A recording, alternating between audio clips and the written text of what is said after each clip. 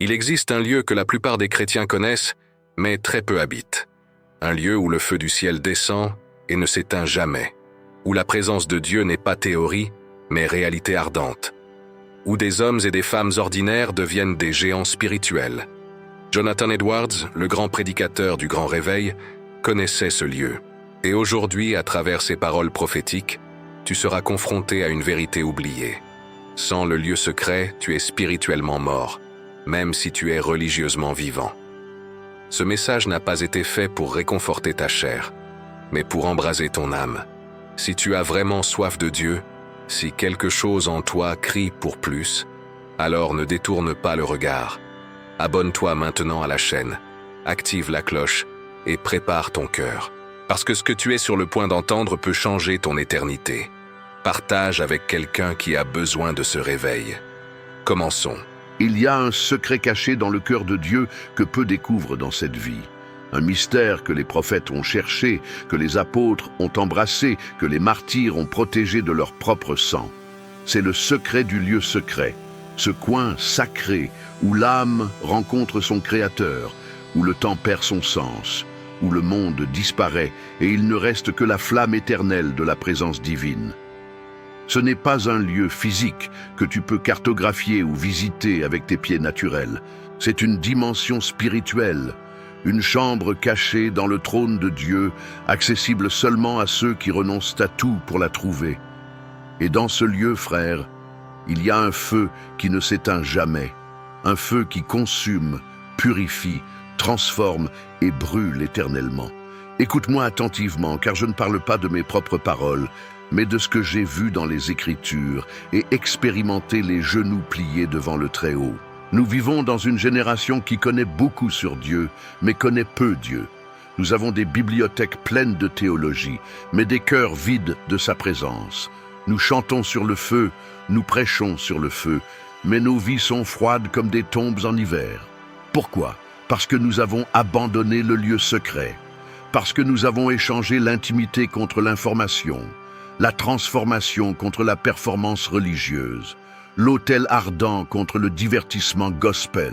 Le prophète Ésaïe a vu des séraphins autour du trône, des créatures qui existent dans la présence continue de Dieu. Et que clamaient-ils? Saint, Saint, Saint est le Seigneur des armées. Ils ne cessent d'adorer jour et nuit, parce qu'ils sont perpétuellement consumés par le feu de la gloire divine. Mais nous, qui avons été rachetés par le sang de l'agneau, qui avons reçu un accès direct au sein des saints, combien de fois y entrons-nous? Combien de fois nous prosternons-nous jusqu'à ce que sa sainteté nous écrase et que sa miséricorde nous relève? Le voile a été déchiré, frère, la porte est grande ouverte, mais peu entrent parce que le prix est trop élevé pour la chair. Laisse-moi parler clairement de ce lieu secret. Ce n'est pas une routine matinale de 15 minutes avant le café. Ce n'est pas une prière rapide avant de dormir. Ce n'est pas ouvrir la Bible au hasard en cherchant un verset motivationnel pour la journée. Le lieu secret est l'endroit où tu meurs à toi-même. C'est où tes plans sont crucifiés. C'est où tes ambitions sont jetées au feu. C'est où tu pleures des larmes que personne ne voit. Tu cries des prières que personne n'entend. Et tu livres des batailles spirituelles que le monde ignore. C'est là, dans ce lieu caché des yeux humains, que Dieu forge des guerriers pour son royaume. David a dit, « Une chose j'ai demandé au Seigneur, et je la chercherai, que je puisse habiter dans la maison du Seigneur tous les jours de ma vie. » Une chose. Le roi d'Israël, entouré de responsabilités, de guerre, de décisions d'État, a dit qu'il n'y avait qu'une seule chose qu'il désirait par-dessus tout, habiter dans la présence de Dieu. Pas visiter occasionnellement, pas apparaître au culte, habiter, vivre, demeurer, faire de cette présence sa demeure permanente. Et c'est là, dans ce lieu secret, que David est devenu l'homme selon le cœur de Dieu. Ce n'était pas dans ses conquêtes militaires, ni dans sa musique, ni dans sa poésie. C'était dans les moments cachés, dans les psaumes composés dans les grottes, dans les larmes versées dans le silence de la nuit, que Dieu a façonné son âme. Mais je vois une génération qui peut à peine rester 5 minutes en silence devant Dieu. Le téléphone vibre, l'esprit divague, l'anxiété étouffe. et la prière meurt avant de commencer. Comment un chrétien peut-il vivre sans prière? Comment quelqu'un qui a été racheté par le sang de Christ peut-il passer des jours sans lui parler? Comment une épouse peut-elle aimer son époux et ne jamais désirer être seule avec lui? Ce n'est pas le christianisme, c'est la religiosité morte. C'est un cadavre spirituel qui respire encore, mais ne vit pas. Jésus a dit, « Quand tu pries, entre dans ta chambre, et ayant fermé la porte, prie ton Père qui est dans le secret. » Pourquoi en secret? Parce que là, il n'y a pas de public à impressionner, pas de réputation à maintenir, pas de masques à porter. C'est toi, nu et dépouillé devant celui qui voit le cœur. C'est là que la véritable transformation se produit. Les pharisiens priaient au coin des rues pour être vus des hommes et ont reçu leur récompense, les éloges vides d'une foule qui aujourd'hui est morte. Mais ceux qui entrent dans la chambre secrète reçoivent une récompense du Père qui voit dans le secret. Une récompense éternelle, un trésor incorruptible, une intimité qui transcende cette vie. Et dans ce lieu secret, il y a un feu. Pas le feu de l'émotionnalisme bon marché qui s'allume avec la musique et s'éteint quand le groupe arrête de jouer. Pas le feu de l'excitation passagère qui dure une conférence et meurt le lundi. Je parle du feu éternel, du Saint-Esprit. Le même feu qui est descendu à la Pentecôte, qui a rempli les disciples, qui a bouleversé Jérusalem. Ce feu ne s'éteint jamais, parce qu'il ne dépend pas de circonstances externes, mais de la présence continue de Dieu. Moïse a vu un buisson qui brûlait mais ne se consumait pas. C'était un feu surnaturel, un feu qui défiait les lois de la nature, un feu qui révélait la présence de Dieu lui-même.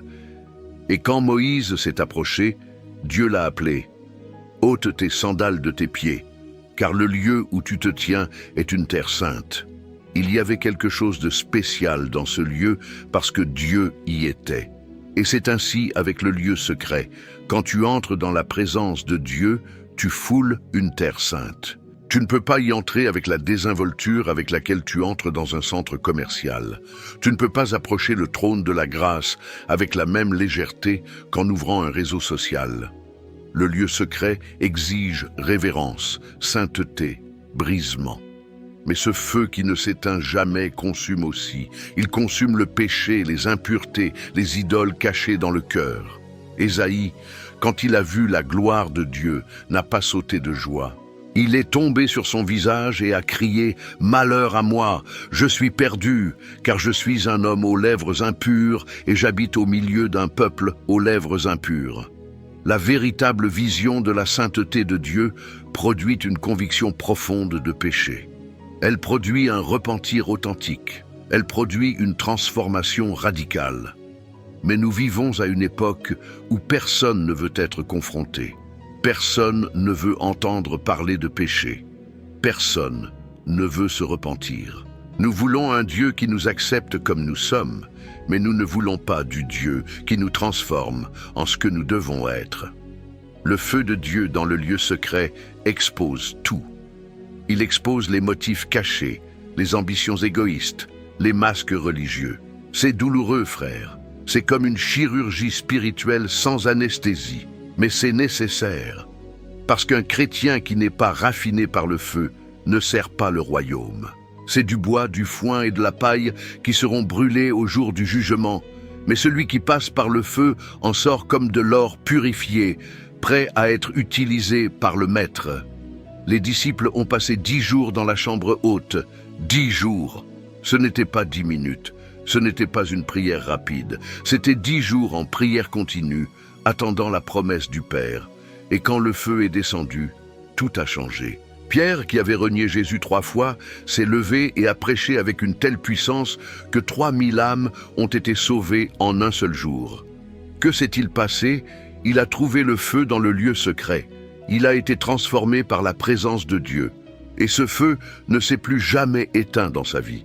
Il a porté cette flamme jusqu'à être crucifié la tête en bas, refusant de renier son Seigneur à nouveau. Mais aujourd'hui, mes frères, je vois des croyants qui peuvent à peine passer 10 minutes en prière et veulent la puissance de la Pentecôte. Ils veulent l'onction sans l'autel. Ils veulent le feu sans la fournaise. Ils veulent la couronne sans la croix.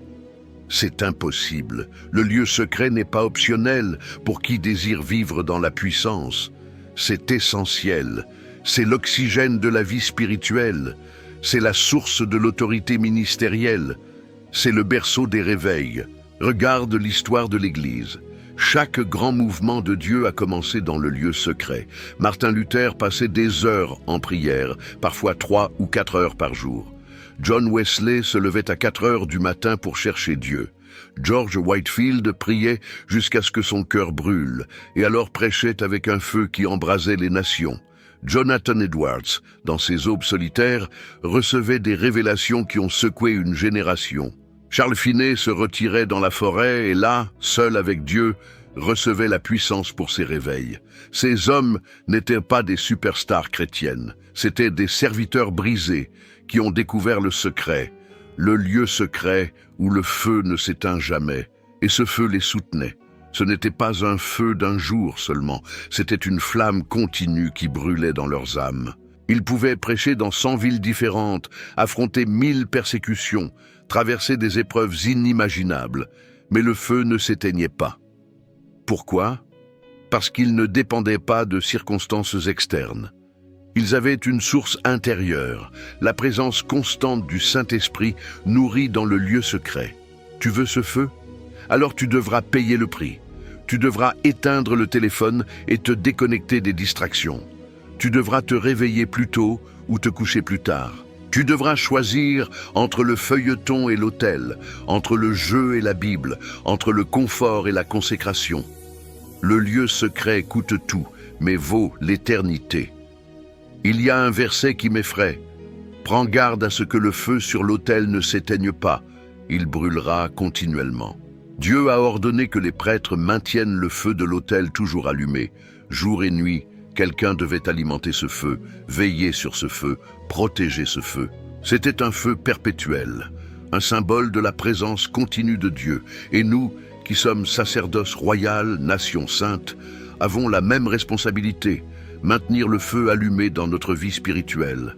Mais combien ont laissé le feu s'éteindre? Combien ont bien commencé, avec zèle, avec ferveur, avec passion, mais se sont peu à peu refroidis. Le monde les a distraits. Le péché les a séduits. Les soucis les ont étouffés. Et aujourd'hui, ce ne sont que des braises froides là où il y avait autrefois un feu ardent. Mon frère, ma sœur, si c'est toi, sache qu'il n'est pas trop tard. Le feu peut être rallumé, mais tu dois retourner au lieu secret, tu dois te prosterner à nouveau, tu dois crier jusqu'à ce que les cieux se déchirent et que le feu descende. Dieu n'a pas changé, il continue d'être un feu dévorant, il continue de répondre par le feu, il continue de baptiser du Saint-Esprit et de feu, mais il cherche des cœurs qui le cherchent vraiment. Pas des religieux d'une demi-heure le dimanche, mais des adorateurs qui vivent prosternés, des intercesseurs qui luttent à l'aube, des prophètes qui pleurent pour les péchés de la nation. Élie a prié, et le feu est descendu du ciel. Mais avant de prier sur le mont Carmel, Élie a passé des années caché au torrent de Kérith, des années nourries par des corbeaux, des années dans le désert préparé par Dieu. Le feu public sur la montagne était le résultat du feu secret dans le désert. Tu veux voir des miracles? Va au lieu secret. Tu veux l'autorité spirituelle? Va au lieu secret. Tu veux transformer ta génération? Va au lieu secret. Et quand tu y entres, ne viens pas avec une liste de demandes égoïstes. Ne viens pas seulement chercher des bénédictions matérielles. Viens chercher la face de Dieu. Viens chercher à le connaître plus profondément. Viens chercher à être transformé à son image. David a dit « Je chercherai ta face, Seigneur ». Pas ses mains pleines de bénédictions, mais sa face, l'intimité, la relation, la communion. Et là, dans ce lieu, tu découvriras qui est vraiment Dieu. Pas le Dieu des sermons préparés, mais le Dieu vivant qui parle, qui se meut, qui transforme. Tu découvriras sa sainteté qui te fait trembler, sa miséricorde qui te fait pleurer, son amour qui te fait fondre, sa justice qui te fait te repentir, sa grâce qui te fait te relever. Le lieu secret ne concerne pas la durée, mais la profondeur. Tu peux passer des heures en prière religieuse et ne pas toucher Dieu, où tu peux passer des minutes en prière authentique et être transformé. Ce n'est pas une question de quantité de mots, c'est une question de qualité du cœur. Ce n'est pas une question de posture physique, c'est une question de posture spirituelle. C'est se présenter devant le roi des rois avec révérence, humilité et sincérité. Et quand tu trouves vraiment Dieu dans le secret, quelque chose change en toi qui ne redevient plus jamais pareil. Moïse a passé 40 jours sur la montagne avec Dieu et est descendu avec le visage resplendissant. Paul a passé 3 jours aveugle cherchant Dieu et en est sorti comme le plus grand apôtre de l'Église. Jean a été exilé sur l'île de Patmos et là, dans l'isolement, il a eu la révélation de l'Apocalypse. Le lieu secret te marque, te transforme, te qualifie. Mais il y a un coût. Le lieu secret tue ton agenda rempli, tue ta dépendance au divertissement, tue ton besoin de validation humaine, tue ton ego religieux. Et la plupart ne sont pas disposés à mourir. Ils préfèrent une vie chrétienne tiède, médiocre, sans puissance, sans feu, sans but éternel. Ils préfèrent la religion confortable à l'intimité transformatrice. Jésus a passé des nuits entières en prière, des nuits entières. Pendant que les disciples dormaient, il priait. Pendant que les foules se reposaient, il cherchait le Père. Et c'est là, dans ce lieu secret, qu'il recevait direction, puissance, soutien pour son ministère. Si le Fils de Dieu lui-même avait besoin du lieu secret, qui sommes-nous pour penser que nous pouvons vivre sans lui? Il y a une urgence en ce temps. Le monde se détériore moralement. L'Église se conforme spirituellement. La méchanceté augmente. La froideur grandit. Et Dieu cherche des intercesseurs qui se tiennent dans la brèche, qui prient comme Moïse a prié, qui crient comme Daniel a crié, qui jeûnent comme Esther a jeûné. Des hommes et des femmes qui découvrent le lieu secret et y allument un feu qui brûle jusqu'à ce que le réveil vienne. Ce n'est pas un appel pour les pasteurs seulement, c'est un appel pour chaque croyant. Toi qui travailles dans une entreprise séculière, tu peux avoir un autel dans ton cœur. Toi, qui étudies dans une université hostile à l'Évangile, tu peux porter le feu de Dieu. Toi, qui prends soin d'une maison, tu peux intercéder pour les tiens pendant que tu fais la vaisselle. Le lieu secret n'est pas un endroit, c'est un style de vie. C'est vivre constamment dans la présence de Dieu, conscient de sa réalité, attentif à sa voix. Et quand tu vis ainsi, le monde le remarque. Il y a quelque chose de différent en toi. Une autorité qui ne vient pas des diplômes, une paix qui ne dépend pas des circonstances, une joie qui n'est pas fabriquée, un amour qui n'est pas naturel. D'où vient cela? Du lieu secret, du feu qui ne s'éteint jamais, de la communion constante avec le Très-Haut. Pense aux martyrs. Qu'est-ce qui leur a donné le courage de mourir en chantant des hymnes pendant qu'ils étaient brûlés vifs? Qu'est-ce qui leur a donné la force de pardonner à leurs bourreaux? Qu'est-ce qui leur a donné la paix face à la mort cruelle? Le feu intérieur. Ils avaient tellement expérimenté Dieu dans le lieu secret que la mort physique ne les effrayait plus. Ils savaient que rien ne pouvait les séparer de l'amour de Christ. Ils avaient une source intérieure de puissance que le monde ne pouvait ni comprendre ni détruire. C'est le christianisme réel, pas le christianisme de convenance qui fréquente l'Église quand on est de bonne humeur. Pas le christianisme de prospérité qui sert Dieu en espérant des récompenses matérielles. Mais le christianisme de croix, de renoncement, de sacrifice, d'abandon total. Et ce christianisme naît seulement dans le lieu secret. T'es-tu déjà demandé pourquoi les églises primitives bouleversaient les villes? Pourquoi 120 disciples ont transformé le monde connu en une génération? Ils n'avaient pas de bâtiments, ni de technologie, ni d'argent, ni de statut social. Ils avaient le feu. Ils vivaient dans le lieu secret collectivement. Ils priaient ensemble. Ils jeûnaient ensemble. Ils cherchaient Dieu ensemble.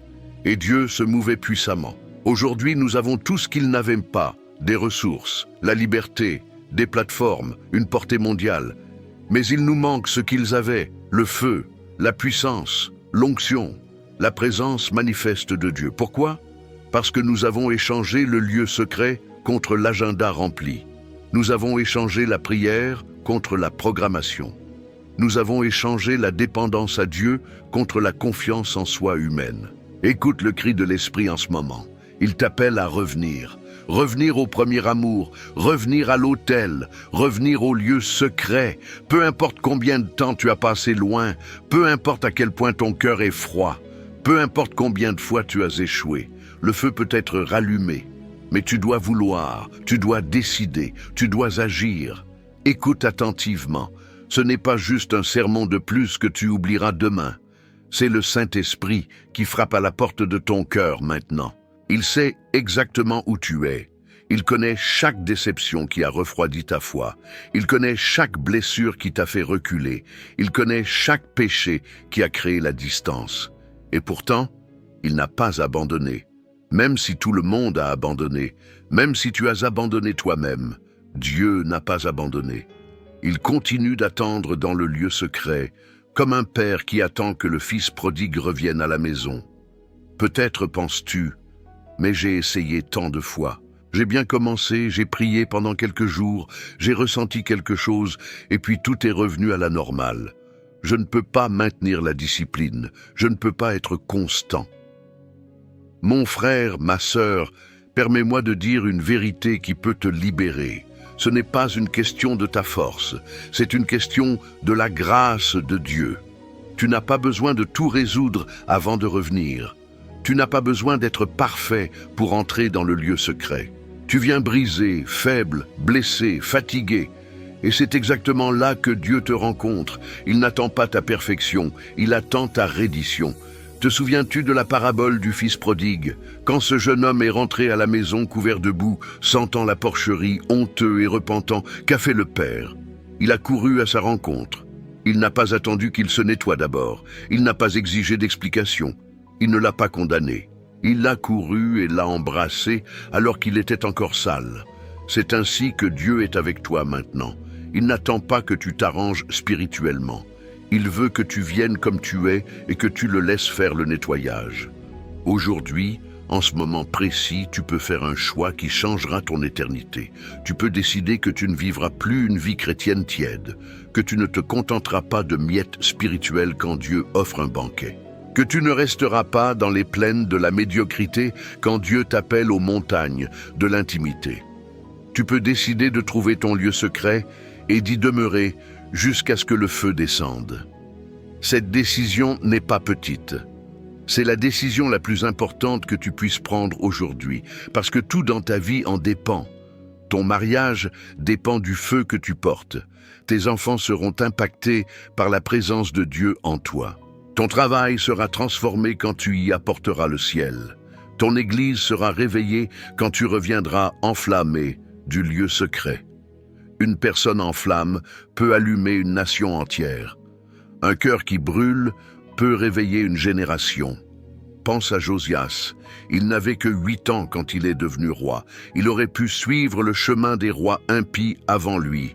Mais à 16 ans, il a commencé à chercher le Dieu de David. Et à 20 ans, il a initié une réforme qui a transformé toute la nation de Juda. Un jeune homme, une décision, un engagement de chercher Dieu vraiment. Et une nation entière a été secouée. Tu as ce même choix devant toi maintenant. Peu importe ton âge, peu importe ta position, ce qui importe c'est ta décision. Mais sache ceci, ce ne sera pas facile. La chair résistera. Elle criera pour le confort, pour le divertissement, pour la facilité. Quand l'alarme sonnera à l'aube t'appelant à prier, ta chair dira « Juste 5 minutes de plus, tu peux prier plus tard. Dieu comprend. » Quand tes genoux te feront mal d'être tellement à genoux, ta chair demandera « Lève-toi, prie, assis ». Dieu ne se soucie pas de la position physique. Quand les larmes brûleront tes yeux à force de pleurer devant Dieu, ta chair chuchotera « C'est exagéré, tu n'as pas besoin d'être si intense ». Le diable luttera. Il sait qu'un chrétien à genoux est plus dangereux qu'une armée debout. Il sait que le lieu secret est la salle de guerre du royaume. Il sait que chaque minute que tu passes dans la présence de Dieu détruit ses forteresses. Alors il fera tout pour te distraire, te décourager, t'éloigner. Il apportera des pensées de condamnation. Tu n'es pas assez saint pour être ici. Il apportera des souvenirs d'échecs passés. Tu as essayé avant et tu n'as pas pu. Pourquoi serait-ce différent maintenant? Il apportera des comparaisons. Un tel prie 2 heures par jour, tu peux à peine en faire 10 minutes. Tu ne vaux rien. Le monde te ridiculisera. Ils diront que tu deviens radical, fanatique, extrémiste. Tes amis ne comprendront pas pourquoi tu n'es plus disponible pour chaque fête, chaque sortie, chaque distraction. Ta famille peut penser que tu exagères dans la religion. Des collègues de travail feront des blagues sur ta foi. Mais laisse-moi te dire quelque chose qui doit être gravé dans ton âme. L'opinion du monde n'aura pas d'importance quand tu seras devant le trône du jugement de Christ. Mais quand tu goûteras à la présence de Dieu, quand tu expérimenteras le feu qui ne s'éteint jamais, rien d'autre n'aura d'importance. Absolument rien. Toutes les critiques deviendront des échos vides. Toutes les moqueries deviendront insignifiantes. Toute la dérision se transformera en honneur quand tu réaliseras que tu plais à celui qui compte vraiment. Tu découvriras une vérité que les saints, à travers les siècles, ont découverte. Ça vaut la peine de tout perdre pour gagner Christ. Et le tout est littéral. Cela peut coûter ta réputation. Cela peut coûter des relations qui ne supportent pas ta transformation. Cela peut coûter des opportunités de carrière parce que tu ne compromettras pas tes principes. Cela peut coûter du sommeil parce que tu préfères prier. Cela peut coûter le confort parce que tu choisis de jeûner. Cela peut coûter la popularité parce que tu optes pour la sainteté. Mais à la fin, quand tu auras Christ, tu auras tout ce qui compte vraiment. Ça vaut la peine de renoncer aux plaisirs passagers pour des joies éternelles. Les plaisirs de ce monde sont comme des bulles de savon, beaux pour un moment, mais se dissolvent au toucher. La série que tu regardes aujourd'hui sera oubliée demain. Le jeu auquel tu joues cette semaine sera sans importance la semaine prochaine. La fête qui semble incontournable ne sera qu'un vague souvenir dans un an, mais une rencontre avec Dieu dans le lieu secret te marque pour l'éternité. Cette révélation qu'il te donne, cette larme que tu verses, cette transformation qui se produit, cela ne s'éteint jamais. Ça vaut la peine de mourir à soi-même pour vivre en Dieu. Jésus a dit clairement, « Si quelqu'un veut venir après moi, qu'il renonce à lui-même, qu'il se charge de sa croix et qu'il me suive. » Renoncer à soi-même ne consiste pas seulement à renoncer au péché évident. C'est crucifier ta volonté. C'est remettre tes rêves et demander à Dieu de les remplacer par ses rêves. C'est dire non à la vie que tu as planifiée et oui à la vie qu'il a préparée. Et ça fait mal, c'est comme la mort, mais c'est la seule façon d'expérimenter la résurrection. Et quand tu trouves ce lieu, quand le feu s'allume dans ton âme, tu comprendras tant de choses qui étaient auparavant des mystères. Tu comprendras pourquoi les psalmistes disaient qu'un jour dans la présence de Dieu vaut mieux que 1000 ailleurs. Parce que quand tu expérimentes la plénitude de la présence divine, quand tu sens le poids de la gloire, quand tu es enveloppé par l'amour inconditionnel du Père, 1000 jours de plaisir mondain semblent vides en comparaison. C'est comme comparer une bougie allumée à l'éclat du soleil. C'est comme comparer un verre d'eau à l'océan. Il n'y a pas de comparaison possible. Tu comprendras pourquoi Paul considérait tout comme une perte comparée à la connaissance de Christ. Paul avait tout, une éducation impeccable, une lignée noble, une position religieuse privilégiée, le respect de la société, un avenir brillant.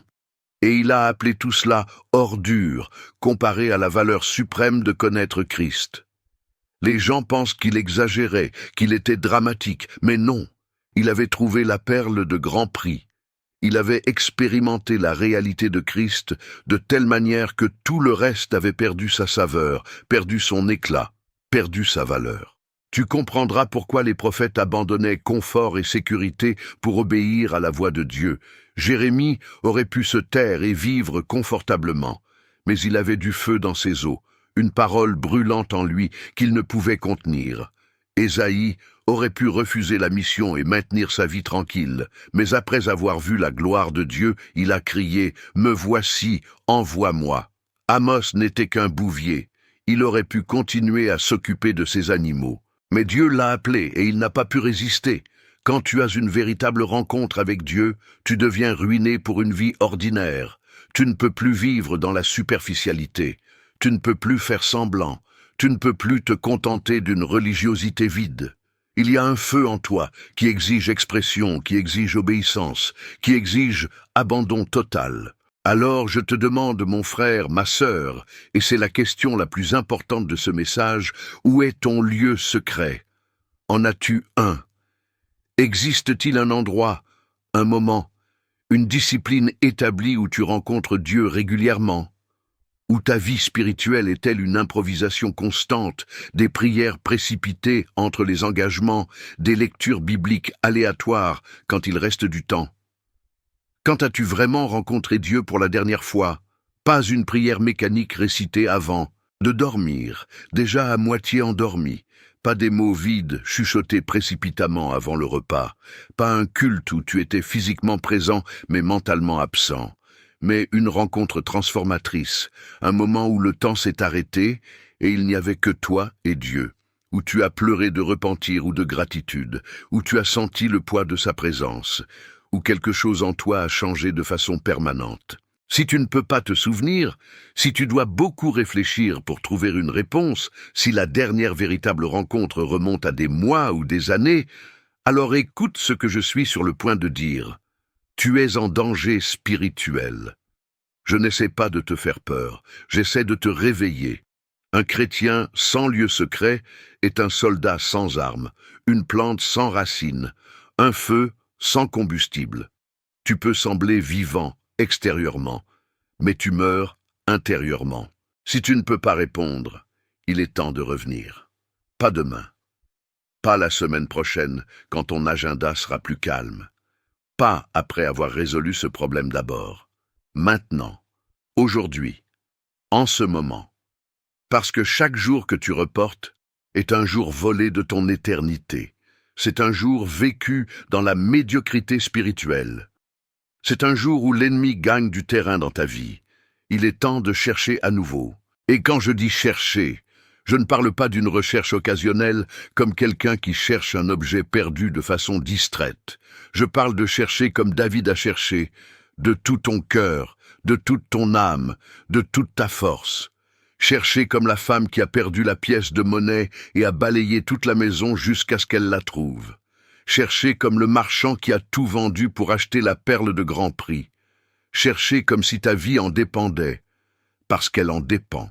Il est temps de trouver le lieu secret où le feu ne s'éteint jamais et d'y faire demeure permanente. Pas une visite occasionnelle, pas un arrêt rapide quand tu es désespéré, mais demeure permanente, résidence fixe, adresse spirituelle, un endroit où tu reviens quotidiennement, où tu es connu, où tu appartiens.